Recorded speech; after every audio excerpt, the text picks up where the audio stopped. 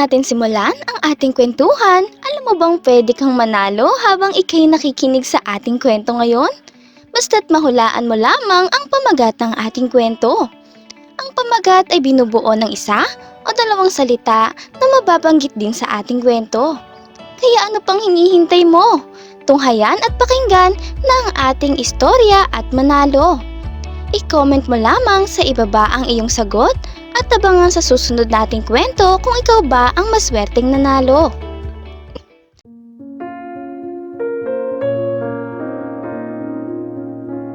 Lubog sa putik ang magkabilang binti ng mag-amang si Jiro at Roland sa putikan, habang pinagmamasdan ang mga dumadaang grupo ng mga estudyante.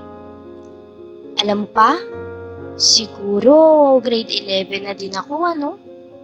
Marahang sambit ng binata habang malalim na buntong hininga ang tugon ng ama.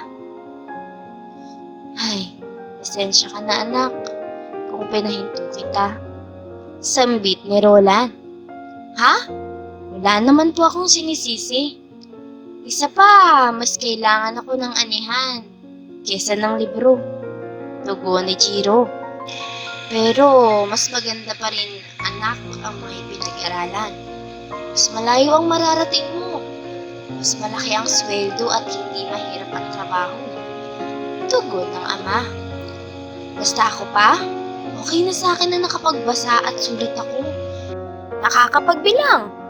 Marami-rami namang nakakapagtapos na walang nararating. Tadhana na lang siguro talaga yan. Sambit ni Jiro habang buhat ang planggana na may lamang tali ng mga kangkong.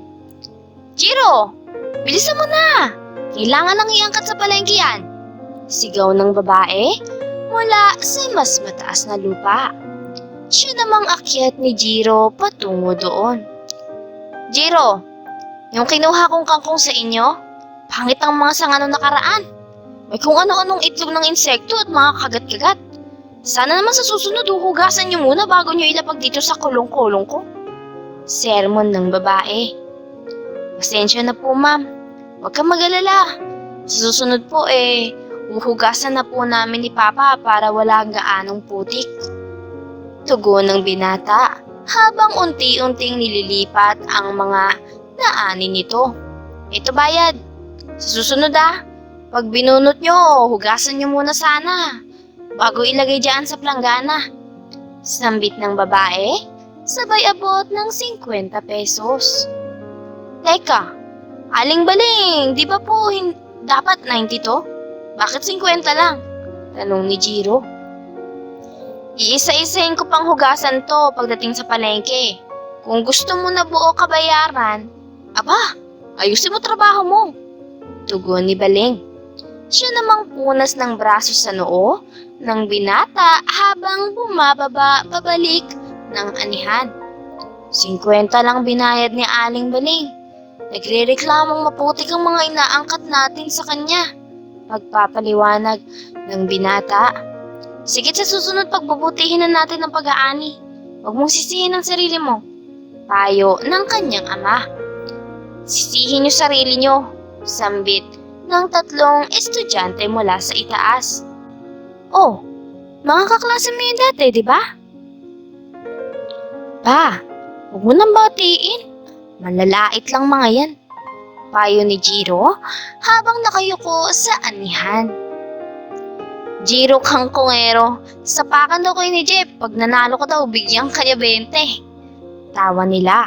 Pumulot ng maliit na bato si Jeff at binato sa mag-ama. Hoy, mga bastos kayo para kayong hindi nakapag-aral. Sigaw ni Jiro. Naka-uniform kami, hindi nakapag-aral. Ikaw kangkongero ka nga lang Ikaw ang hindi nakapag-aral. Sigaw pabalik ni Jeff mula sa malayo habang tumatawa. Kasama ang mga barkada. Puno ng galit ang binata, bunga ng sobrang pangmamaliit ng mga dating kaklase. Susugod na sana ito para makipagbasag ulo. Ngunit niyakap siya ng ama para pigilan. Ha! Tapang ni Jiro. Payatot naman. Ano, halika, suntukan. Pag-aya ni Jeff mula sa malayo habang humahalakhak.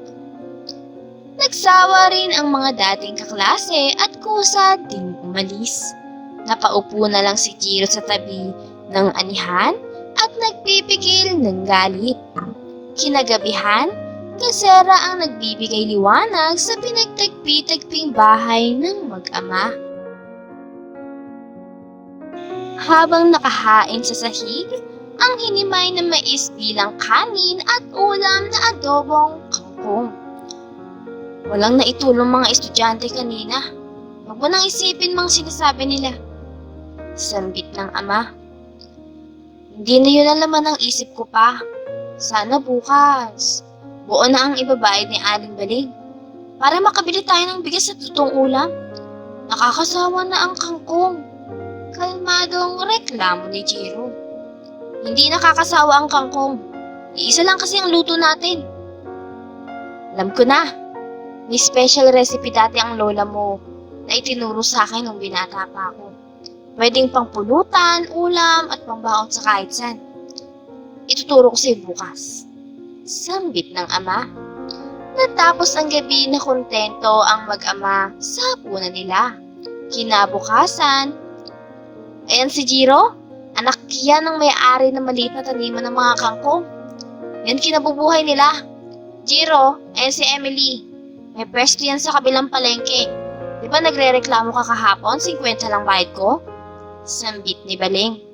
Hindi naman po, tugon ni Jiro. O sige na, ako nang sinungaling. Siguro guni-guni ko lang reklamo mo kahapon. Basta, angkatan mo din yan sila ng ani nyo ha. Isang beses sa isang linggo. Ayaw mo ba niyan? Madadagdagan ang kita nyo. Sige, dito na ako. Kayo na mag-usap dyan. Sambit ni Aling Baling sabay alis sakay ng kolong-kolong. Jiro, 2 sako ang kailangan ko. Ihatid mo na lang sa pwesto namin. Utos ni Emily. Wala po akong motor, ma'am. Tugon ni Jiro habang kumakamot ng ulo. Ay, oo nga pala. Tawagan ko lang si Kuya Emil. Kinuha ng dalaga ang Android phone niya at tinawagan nga ang Kuya Emil niya. Maya-maya pa't nakarating nga ito at natapos ang transaksyon ng dalawa. Bumaba si Jiro sa taniman nilang mag-ama. Habang bumababa, ibang ngiti ng binata ko Nagbabago nating customer? Tanong ng ama. Hindi po. 300 ang binayad sa akin. Nakakatuwa si ate, mukhang mabait at magalang. Paghanga ni Jiro sa dalaga. Baka magselos mga kangkong yan. Bukod sa kanila may iba ka ng mahal. Biro ng kanyang ama. Pa, kahit naman magustuhan ko yun, hindi ako magugustuhan nun. Isang hamak na kangkongero lang ako. Tugon ng binata na may pinanghihina ang loob. O siya, sige na. Halika na sa loob at nang maituro ko sa iyo ang secret recipe ng lola mo. Masayang pag-aya ng ama. Secret recipe ay kangkong lang din naman yan. Pabirong reklamo ni Jiro. Nakapasok na nga ang mga ito. Eto, bilhin mo mga sangkap. Malaki naman kinita mo ngayon kaya okay lang na mag-eksperimento tayo ng kaunti. Sambit ng ama. Bumili nga si Jiro at nang nakabalik ay siyang simula ng pagluluto. Nang natapos ito at natikman na ni Jiro, natulala ang binata sa malayo habang tinatakam ang napakalutong at malatsitsarong luto ng ama. Parang chicharon pa, sambit ni Jiro. Oo, pero mas healthy at mas malinamnam, tugon ng ama at agad na tumayo si Jiro at naghanap ng plastic. Mukhang alam ko na sino pagbibigyan mo. Yung babae ba kanina? Sino ba yun? Si Gemily? Birong tanong ng ama. Emily pa.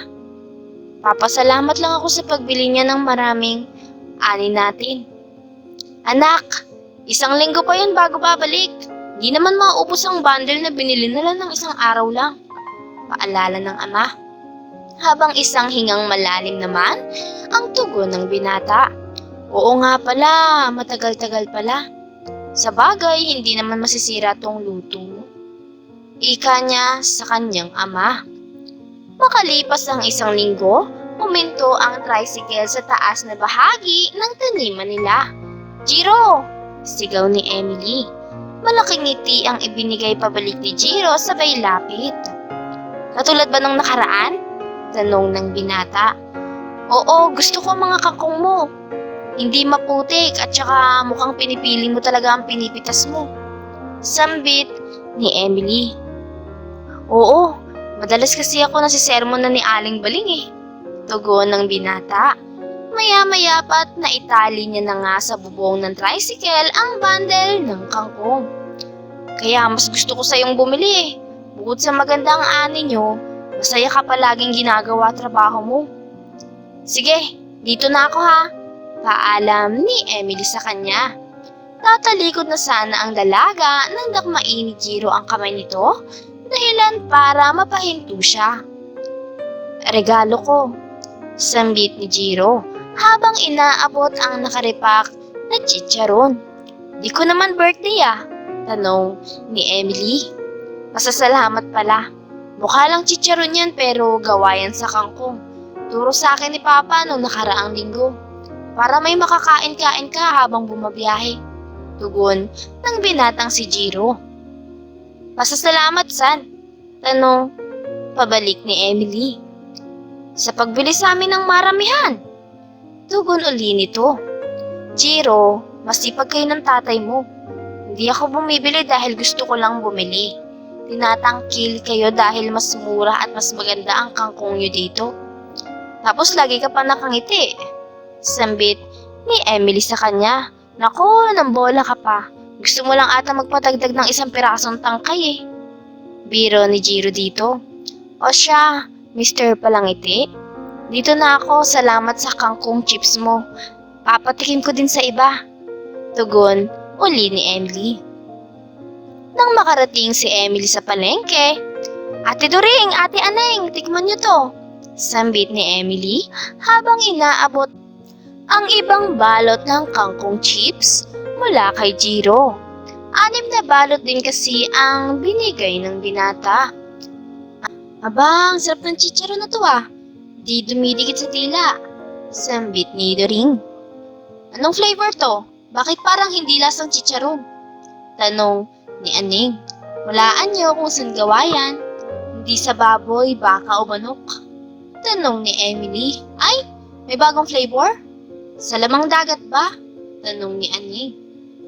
Tita, gawa sa kangkong yan. Masarap at healthy. Pagyabang pa ni Emily. Magandang ipabaon to sa bunso ko Ayaw kasi sa gulay. Malaking tulong to. Sambit uli ni Doring. Babalik ako bukas.